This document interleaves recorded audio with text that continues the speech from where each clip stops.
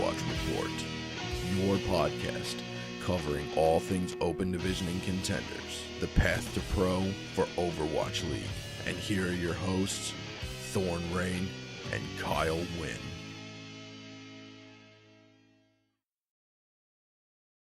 And welcome back to another episode of the Blackwatch Report. We're now up to episode 13. Thank you for sticking around and listening to our lovely little show. I am your host, as always, Thornrayne, and with me, my co-host, Mr. Kyle Wynn. How you doing, Kyle? Great as always. Fantastic. As always, we're going to start off the show with kind of what we did this week. So, Kyle, how was your week? It was good. I started off, I worked, I think, an 8-hour shift starting at 6 in the morning. So I was up at 5 on Saturday. And then immediately after I came home and we did the High Noon podcast game night, which I played 6 hours of Overwatch. I did an 8-hour shift and 6 hours of Overwatch. Went to bed at like 1 o'clock. Absolutely and completely exhausted, but I had like the most fun I've ever had in a long time. I had some nutty Lucio games where I kill the enemy Widowmaker like twice or 3 times on ruins, which was sick. I had some good Zen games, some good Moira games, so it was solid. And then I've been busy grinding away on an audiobook that I've been editing and crap this week, so very, very busy. I finished watching the last 3 Korea's Contender matches this morning. It was a busy morning. I know the feeling. Unfortunately, I was not at the High Noon podcast game night. I will make the next one, even if it kills me. I will put that out right now. I heard it was a great time. The guys went from literally the minute after Overwatch League ended until like 4 a.m. Eastern. Like, they went forever. So, when we get information on the next game night, I will be sure to let everybody know. But outside of me missing that, I've been kind of busy. My wife graduates college with her first degree next Saturday, so we are planning graduation party and getting everything set up and ordered, and so it's been kind of hectic. I too finished watching the semifinals literally minutes before we started recording this. So on 2x speed. So it was clutch time. It was extremely clutch. But other than that, just a lot of work. I haven't been able to play a whole lot of games. I got on for like 2 matches of just like quick play, in the arcade messing around, and was just absolutely shut down because I had 0 muscle memory on how to play Overwatch. So I need to fix that soon. But yeah. Moving us along, unfortunately, no iTunes reviews. That's where the listeners come in. Go ahead and swing by iTunes. Throw up a little review on there. Really, any podcast app of choice that you use, if it gives you the option to send a review, go ahead and send a review. It's greatly appreciated, and if I know about it, we will read it live on the show. Moving down to Twitch followers, YouTube subs. No new YouTube subs, but we did get a new Twitch follower, Sir Crazy Ape. Thank you for the follow, putting us 1 more follower closer to the ever elusive affiliate. It is greatly appreciated. And with that, we're gonna move down into the news. Kyle, take it away. So, a team that I have never heard of, but a bunch of players that I have joined forces. That is Mirage Esports, has announced a roster for Contenders pushing into for Open Division pushing into hopefully Contenders trials. Roster consists of Jur, Haku, Jesus, Redstart, Choco, or Coco, and Progi. I've heard of like half of these names. I know Jur from Renegades, Jesus from Renegades, Progi from I don't remember where, but that's a familiar name as well as Haku. And then they've also added staff Quins and Breezox. So that is a new team that we'll see relatively soon here. Oh, definitely. Open Division should start heating up. Maybe we'll be able to start covering a little bit more of that.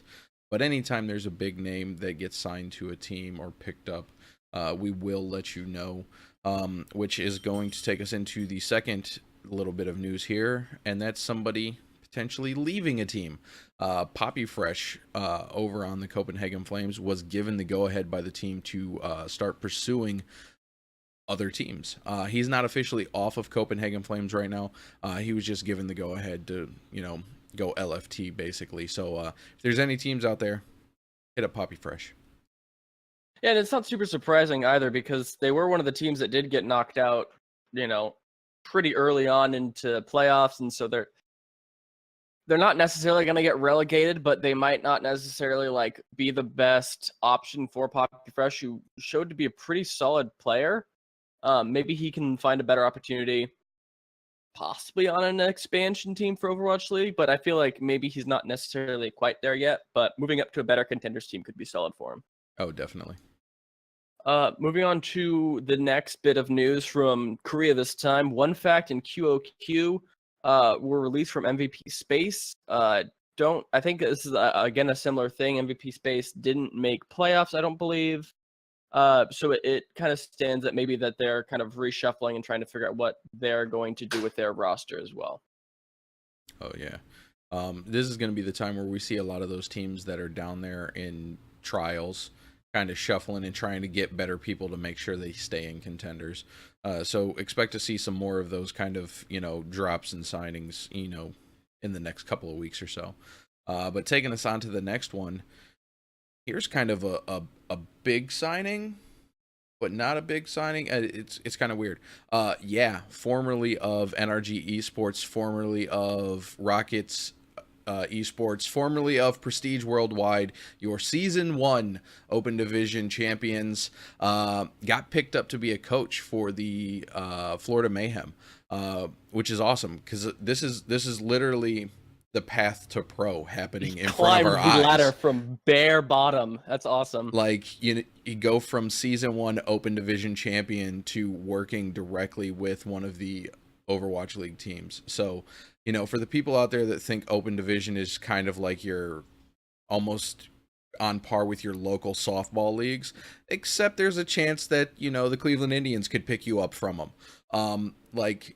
If you got the skills, or even if you question your skills, man, get out there playing the Open Division. You don't know where the path to pro will take you from the Open Division.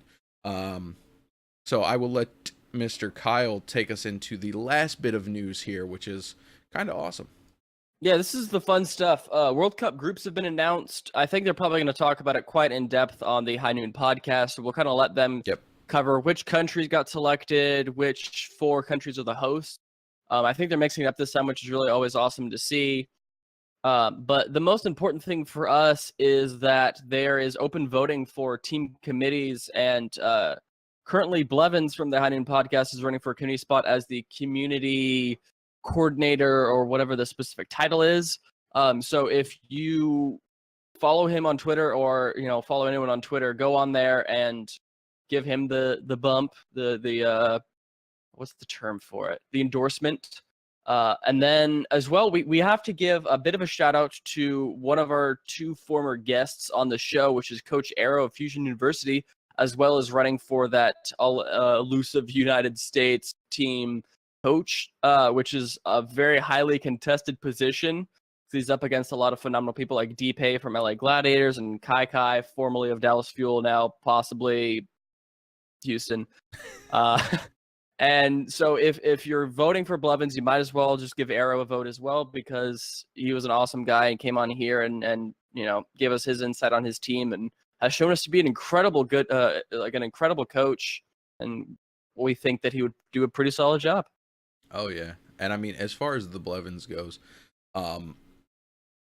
they're literally the longest standing competitive Overwatch podcast. They started covering just competitive Overwatch back in, I believe, the alpha or beta. I mean, we're talking old Envious versus Cloud9 and Rogue, and these Blevins knows his stuff, and he's hysterical. So if there was anybody to engage the community better, there's not. It's the Blevins. Vote the beard. But with that, it's going to take us down into the quick play. And this week's quick play, we are covering the quarterfinals and the semifinals of the Korean Contenders. So in the quarterfinals, the first game, actually, we covered kind of the first game last week because it was such a crazy turnaround. But we're going to move into the first game that we didn't cover. Sorry about that. That was Seven versus Metabellum. So Kyle, what do you think about this first matchup here?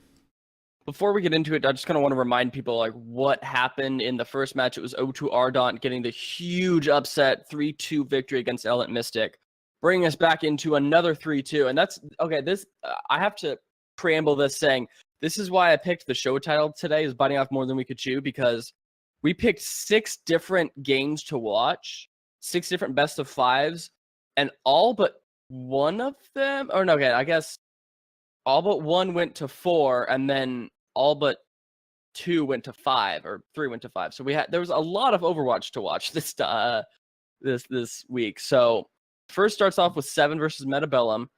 Metabellum takes it 3-2. Lijiang Tower was pretty close. Metabellum took Control Center and Night Market, 199, 197. Eichenwald went to 7. Hanamura went to 7. So they kind of brought it back a little bit. But then Junkertown and Oasis went to Metabellum, giving them the 5-2. On Eichenwald, there was a phenomenal 4-minute hold on last point, which is always really good to see. It's one of the more notorious points to hold.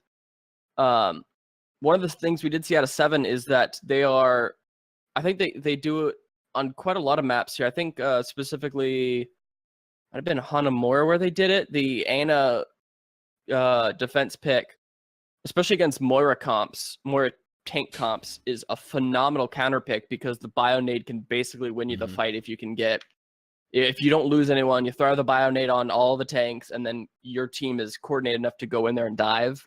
The team is just done after that.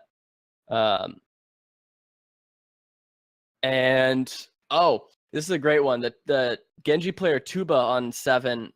One of my favorite things to watch is great Genji dash resets.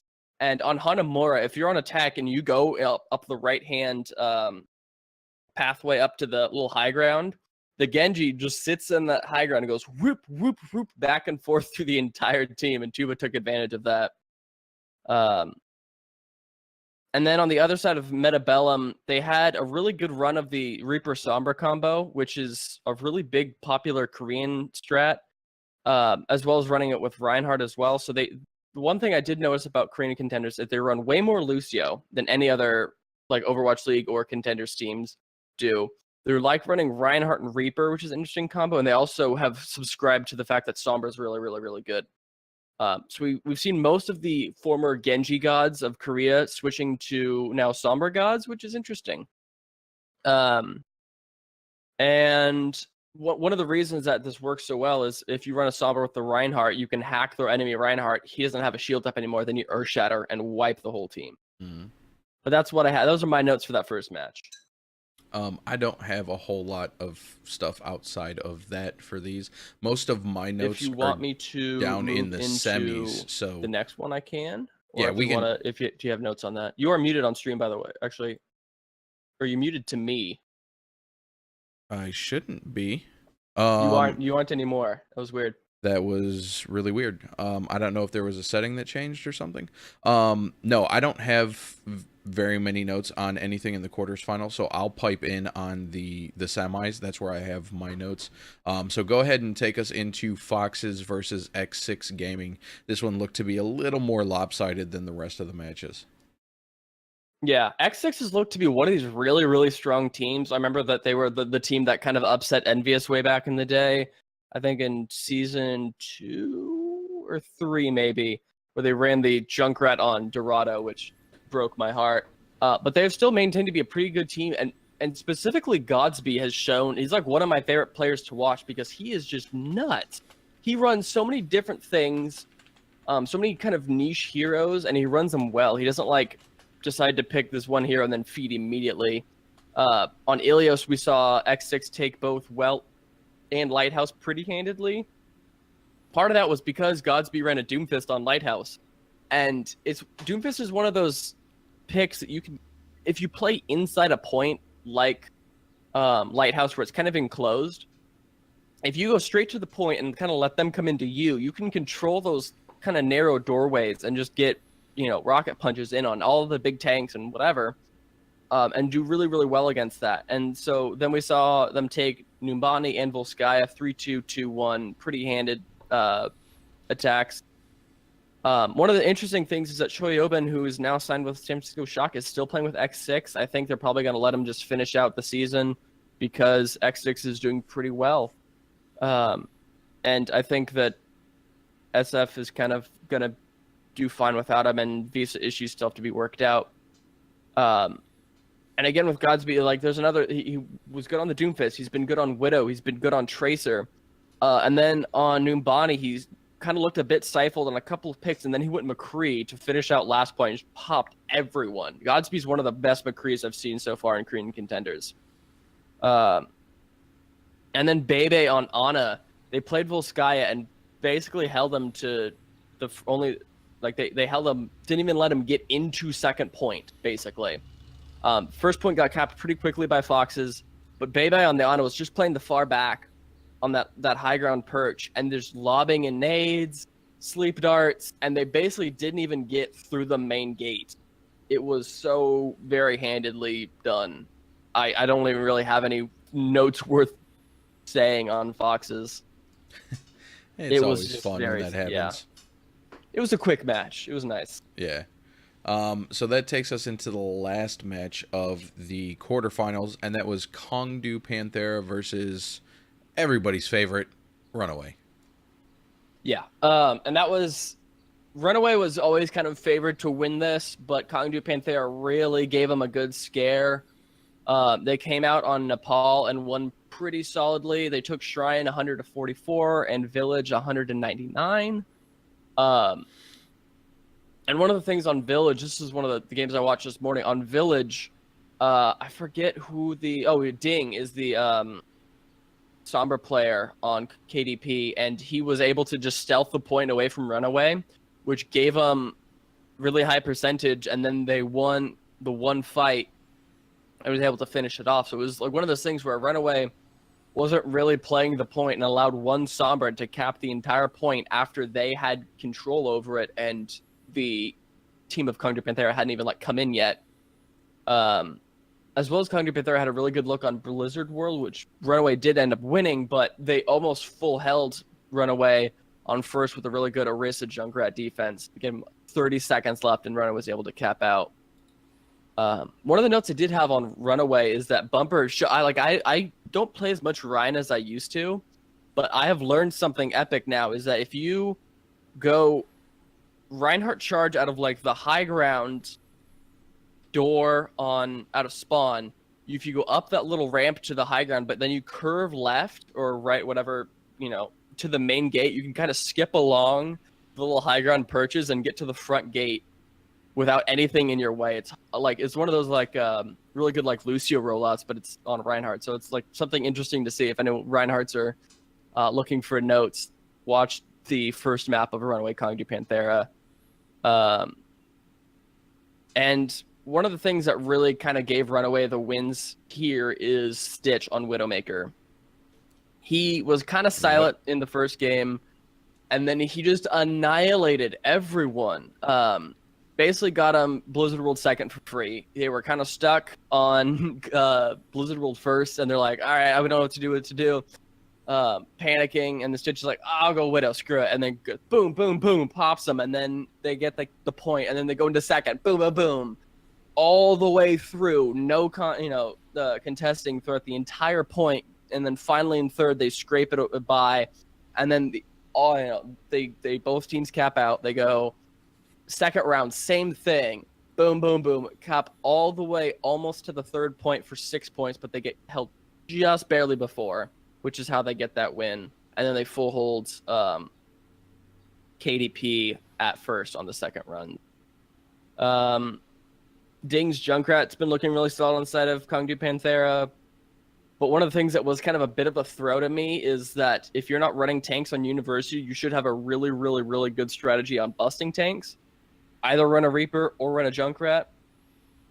But they got completely destroyed by Reinhardt Reaper Roadhog on the side of Runaway. And they also did full hold Junkertown as well, which was always really solid. Or not full hold, but almost full held. It was just a very good, close match with a lot of really good plays, mainly out of Stitch. Yeah, from what I saw of Stitch, a phenomenal Widow. Like,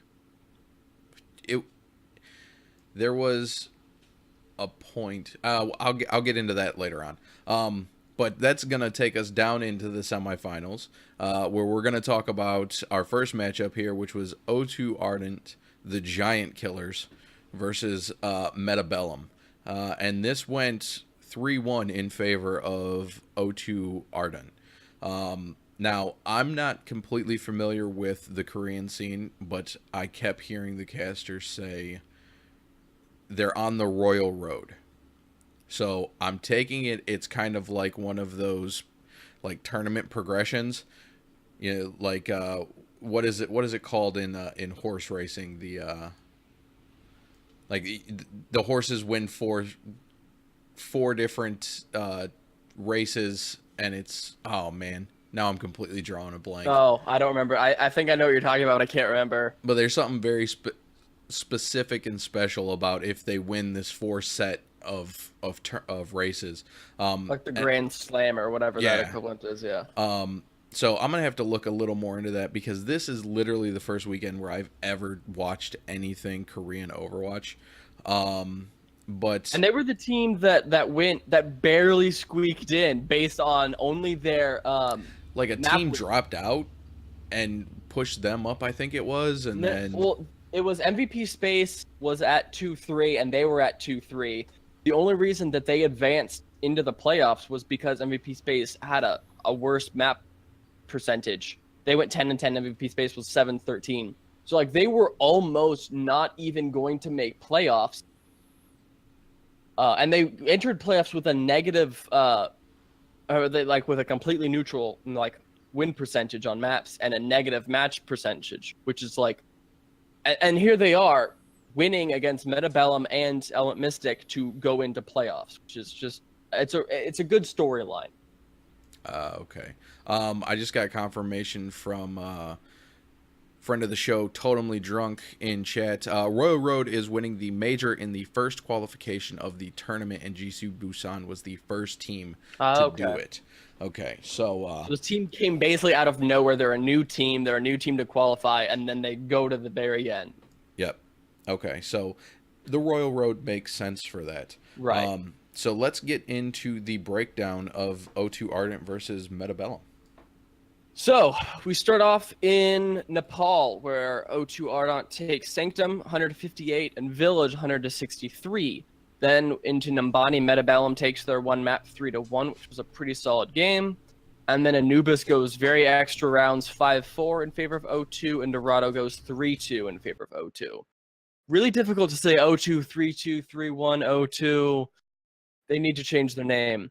One of the things that was super interesting out of O2 Ardent was that Metabellum sneaks the first point in Village on Nepal. They cap it, but then after 7%, O2 Ardent just retake it with a really, really good counter engage, which is always really solid to see. One of the things out of O2 Ardent as well that I've been seeing is that Ivy is a really, really, really, really good Junkrat.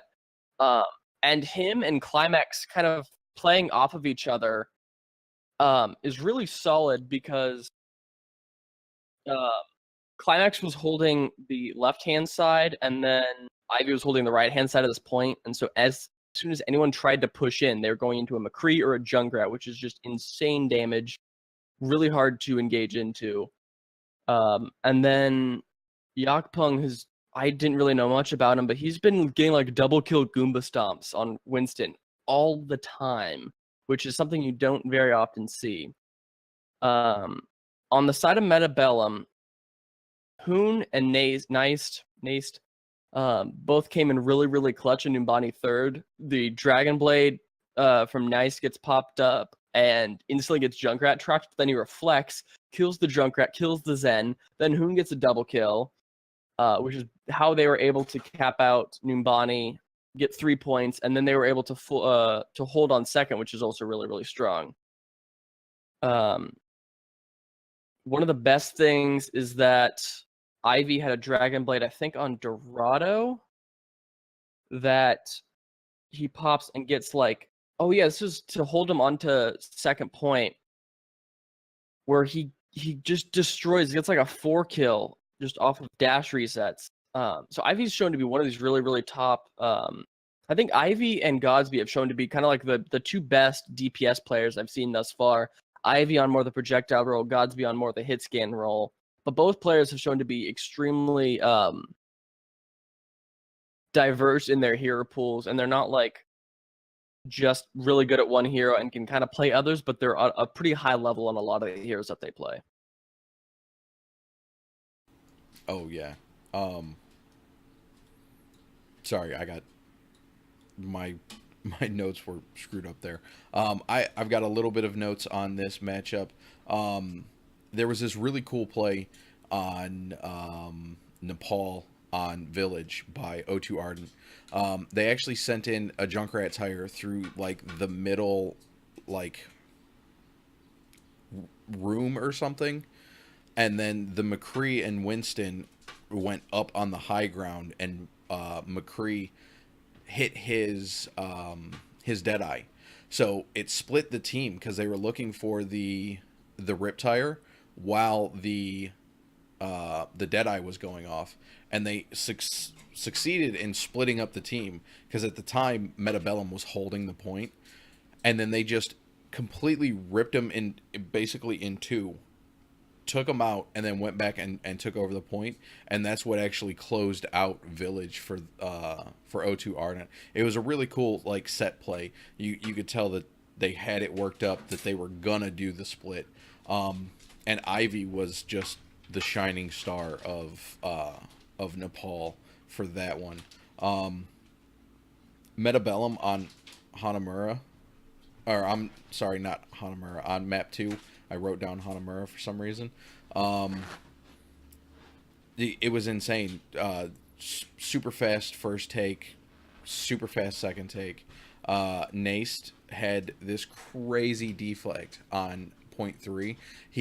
Now mind you, every time he turned around, he was in a Junkrat trap, it seemed like. I believe that was, like I said, I watched this on 2x speed, literally minutes before we recorded, so I don't have everyone's names written down. Google Voice doesn't recognize half of the voice or the names when you say them out loud. But the O2 Ardent Junkrat just kept trapping him. So on the high ground on the right side of point 3, he gets trapped, and instantly Junkrat bombs start flying at his face, and he hits this deflect and throws like 3 right back down at Junkrat. And it was beautiful. Then there was after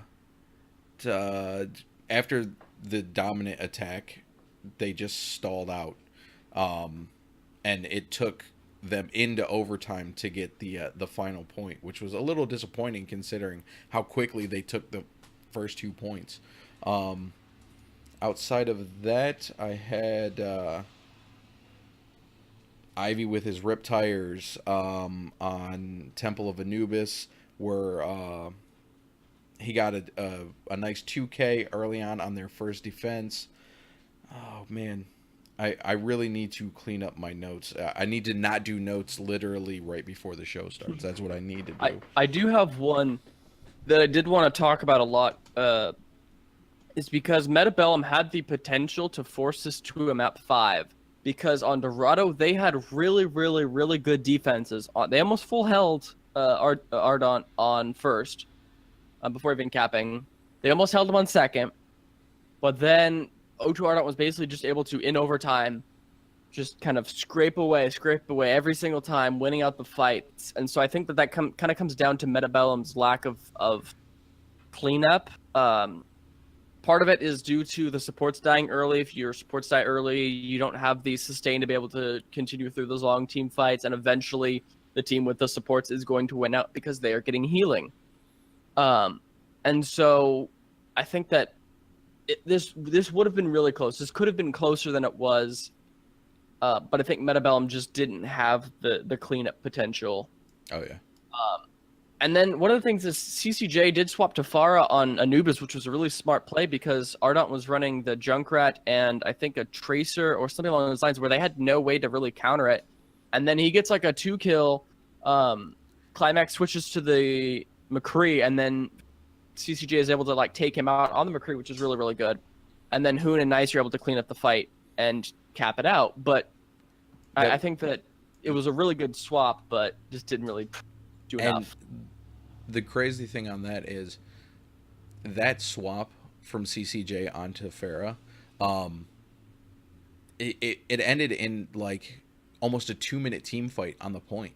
Like, yeah, I forgot about. Wait, why it didn't I was have that on? it was insane how long he kept the fight going on, because he was getting tons of kills left and right. He was popping people off, but it was in such a way that they were staggered enough that they could get out, and even after the 2 minutes, they weren't able to get one tick onto the point. They had to back out.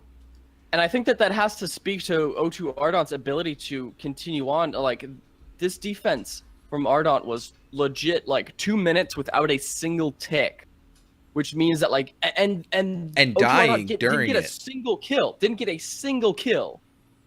I think Metabellum was able to finish out, but dragged him off to like no points, like no time left, and was I know they had the better attacks, they had more time, but like it went on forever, and they just dragged time on, just destroying their time bank. Yep, and they took it after they reset after that 2-minute fight. The Pharah switch was great, phenomenal, but there was down on Dorado, Ivy, this guy goes absolutely AWOL on his team after they take point B, beelines it to the back of the map, right outside of the spawn for Metabellum, and just waits for the supports to come by, and just one clips Aim God, just drops him, and then translocators out. Like, it was great. It was ballsy, because he very well could have got picked off. He had a ton of huge EMPs. Probably some of the better Sombra play that I've seen in Contenders. Like, he was constantly on it, and every time he EMP'd, it was a quality EMP. He was getting, 3, 4, 5s. I think there was 2 or 3 that he got that were full team EMPs. So he just knew when to pop them, and there was always...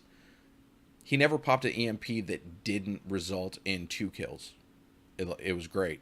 And then the last thing I'm going to say is Naced. He switched over to the Soldier down on Dorado, I believe it was. Where did my note go? Maybe it wasn't Dorado. But he completely bombed his tac visor. Got nothing with it. Like, it was one of the more questionable alts used. And the Dorado C9 on the Metabellum attack. Yeah, I forgot about that. They got like way too overly aggro. Yeah, they were like, was interesting. We're gonna kill these 2 people in the back, like, server room. Let's pop Primal Rage. Let's Tracer Blink to the back room and take them out. Well, yeah, they went back there and they did what they needed to do, but there was no one on the point. They literally just left it sitting there, and it ended up being their downfall. It was their point. They should have won that, or at least took that map. And it gave Ardent a good win, win. What's the term? Condition. Win condition. Yes. It made it very clear. Like, you just have to cap it and you win. And that was it. Oh yeah. So That's going to take us into the last matchup of the semifinals, and that was X6 Gaming versus Runaway. X6 Gaming knocks off Runaway 3-1, preventing Runaway from getting back to the finals. There was a ton of screams in the crowd. Uh, every time Runaway did something fantastic, you could tell that there was a lot of Runaway fans. And then whenever something bad happened to Runaway, everything went silent. So, Yeah. Kyle, what do you have for this last matchup of the evening? This was one of like it's a 3-1, but like it was the 3 wins that X6 got were super duper dominant from the side of X6. They looked very clearly after the first map and even after the second map like the better team. Runaway had some really weird things going on. They didn't come in as clutch as they did in their semifinal or their quarterfinals match. Mainly again because of Godsby, who maintains to be just incredible. And even on this Doomfist pick on Night Market, which was the first map that they played, it was Night Market 100 to 46 that they won, and then Control Center 100 to 89 that they won. Again, similar to the way we saw him play on Lighthouse, where you kind of play on the point, utilize those kind of small choke points for people trying to get the re-engage. Same thing on Night Market. It's a very similar looking point. You've got a lot of walls around the point that you can, punch people into and get the insane amount of damage that he can do. And he got great value off of that. Pretty much played it the entire time because it didn't stop working. And then same thing on Control Center. It's like, okay, well, I was really good on Doomfist. Let's see if I can do the exact same thing on McCree. And he basically did. He was just popping everyone, popping the Tracer, popping the Sombra, popping the Winston. Mainly in that kind of high ground up the little stairs overlooking the point, just popping everyone, controlling that one little health pack, just rolling in, rolling out whenever he got someone too close to him, and continually just stunned and headshot every single flanger that tried to come in and stop him. Lastly, it wasn't just Godsby doing well. It was BQB on the Sombra, which he played like 80 to 90% of this match and did super duper well. Specifically towards Anubis, he absolutely went off, but overall, the whole series, he had an incredible game on Sombra, lots of key hacks, lots of really, really good EMPs, and really built that EMP really, really quickly. He's kind of one of the new, he's one of the players that I've seen kind of show what new Sombra is capable of and how to play her well. I forgot about Gardens. That I skipped over at my notes. On Li Zhang, Stitch was able to basically get them the win on Gardens with a 3K. But that was the only point that they had. And then Anubis was really odd. So they played Night Market first, pretty handedly in terms of X6. Blizzard World also very, handedly in terms of X6. Anubis was a 1-0. So I think it was a defensive hold. It looked super likely that X6 were totally going to 3-0 this because Runaway was only able to cap the first point and half of the second point. Very clear win condition for X6. All they needed to do was cap first and then get half of second, and then they won. And then it was 3-0. You're in the finals. But then Runaway kind of dug deep and found they found the comp that works really well for them, and that is Hawksalt on the Junkrat, Stitch on the Widow. And that was a comp that we've seen played by tons of teams and do incredibly well on all around. We've seen Fusion University do it. We've seen what's the other team? I think we've seen Toronto do it really well. And now Runaway kind of shows that like it's really good on Anubis as well. They did a complete full hold, not a single tick on Anubis. And Blizzard World, it kind of makes me wonder why they didn't do the same thing, because Blizzard World was super duper one-sided, and Hawksall was running a defensive Tracer, which was kind of, why would you do that? When I think Junkrat is still a really, really solid pick there, especially with the Widowmaker. So if they ran Junkrat Widow on Blizzard World, they might have made us 2-2 and might have brought it to a map 5 and might have won it out. So, it kind of, there's certain picks that make me wonder about Runaway, but overall X6 did absolutely look like the better team. Oh yeah, definitely. Just a couple quick notes here from me. No Smite had a huge shatter on Night Market, and then I talked about Ivy's Sombra play, and you brought it up. BQB's Sombra was nuts this game. Absolutely nuts. Huge EMP on Control Tower, letting them close out the map off of that. And then. Sorry. Sorry about that. I'm leaving that in on the edit. I'm not taking that out. Not taking it out? No, leave it. BQB had a nice EMP to clear the payload on Blizzard World, allowing them to kind of hold that first bend there. Then down on Temple of Anubis, there was a moment that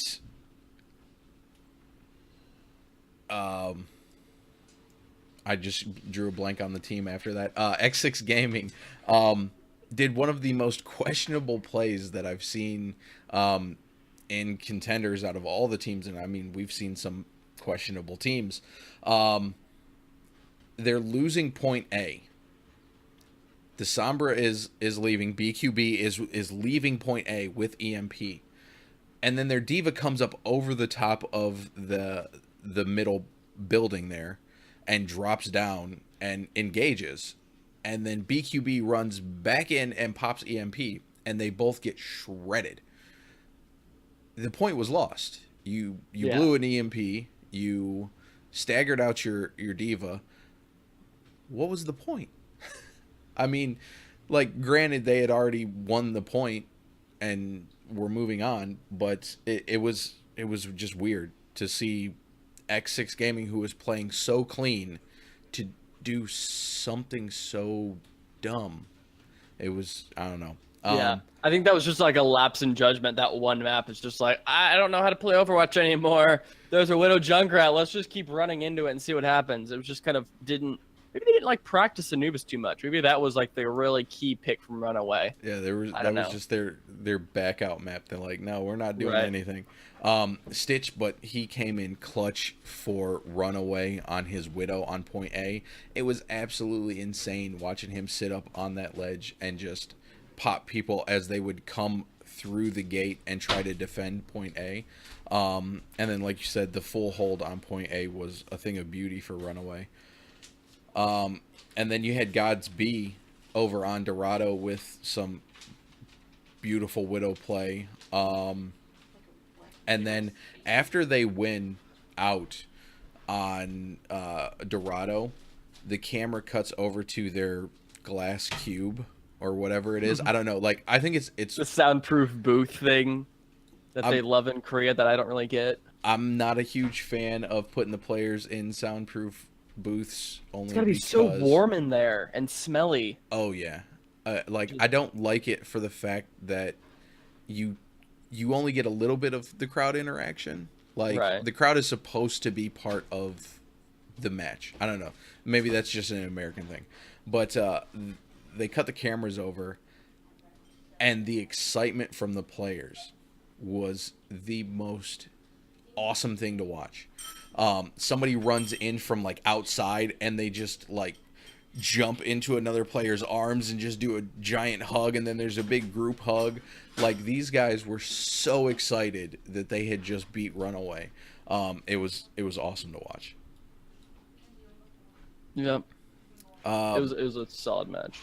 Oh yeah, definitely. And now we see the two least expected, I don't know if the least expected, but like the two like not very much expected to win teams in X6 and Ardent are now going into the playoffs. It's just an odd thing to see, but it's cool to see because that means Ardent can have the Royal Road redemption thing after almost not even making playoffs. Yeah. And I mean, from everything that I heard the caster saying, Metabellum and Runaway were the favorites to go to the finals. Like, so this is the complete underdog story, you know. You're muted for me again, by the way. I've got audio levels. But the casters were saying that Metabellum and Runaway were both the favorites of this matchup. So seeing both of the underdogs kind of come in and take it is really awesome. And then that's going to wrap it up for the quick play for this week. We have no main discussion this week. We're going to work a little bit more on that next week. I'm not able to hear you on Discord. You can't hear me on Discord? I can now.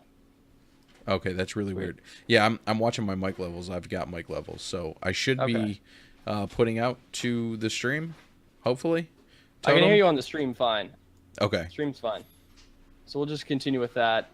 If you want to just take it away, close it out. Oh, we got Speculation Station. Yeah, down in the Speculation Station, we have the community intel for this week. This week's question is going to go out as, with the World Cup being announced, the World Cup stages being announced and the teams that are going.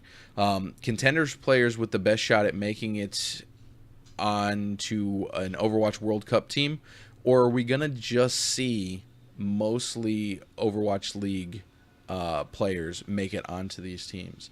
I personally have a couple of opinions about this, which I will give you on next week's episode when we relay all of our community intel.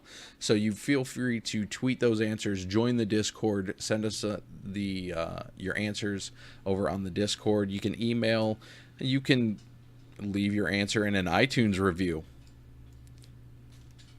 I got there. But that's going to wrap it up for this week's episode. Again, we are looking for all of the Twitch followers, many of the Twitch followers. If you were listening on the audio stream, just go swing by Twitch, hit the follow button. It's free. Free stuff is awesome. And then if you are a Twitch live viewer, or even if you are an audio viewer, feel free to throw up an iTunes review. It helps with the show get more visibility in iTunes, and we love reading your reviews. Give them to us, good, bad, neutral. If you write it and it's clean, because this is a PG show, we will read it on the show. And again, if you do each of those three things, if you follow on Twitch, if you sub on YouTube, which we don't have a link for yet, just search Blackwatch Report and you can find us, and then you write an iTunes review on 3 different weeks, I'll mention you 3 different times. That's how much of a sellout I am right now. But that's going to wrap it up for the show. Kyle, why don't you let them know where they can find you on the internet? If you want to find me on Twitch and or Twitter, you can find me at Kyle the Winner, KYLETHEWYNNER. I have not streamed this week. I'm not going to stream this week. I streamed a lot last week, and I'm hopefully going to stream a lot next week. Lots of games, lots of PUBG, lots of other stuff, but quite a lot of PUBG. What about you, Thorn? You can find me on Twitter at Thornrayne. You can find me on Twitch, also at Thornrayne. But I do most of my streaming on the Blackwatch Report. Like I said earlier on, I haven't been playing a lot of games, so I'm like extra trash. I was only semi-trash before, now I'm extra trash. But other than that, you can follow the show on Twitter at Blackwatch Report. That is no O in report. You can email the show, blackwatchreport@gmail.com. You can follow the show on Twitch at twitch.tv/blackwatchreport. We record live Wednesday, 6 p.m. Eastern. Our intro music is the main theme for Overwatch, covered by our very own Kyle Wynn. Before I finish this last little bit, I'm still waiting on confirmation, but we will be doing sometime next week an interview with Chu, the assistant coach for Envision, right before he jets off to Poland to compete in the quarterfinals of the NA Contenders playoffs. So with that being said, as soon as I get the actual date and time locked down, we are in talks right now, but it will be this coming week. That is for sure. We will get that out to you through Twitter and the Discord. But this has been a High Noon production. You can find the show. You can find all of the shows at highnoonpodcast.com, and you can come and chat with all of the hosts, me, Kyle, Blevins, Deathblow, and Mr. A. Smith over on our Discord. And the Discord is discord.me// High Noon Podcast. And with that, Blackwatch out.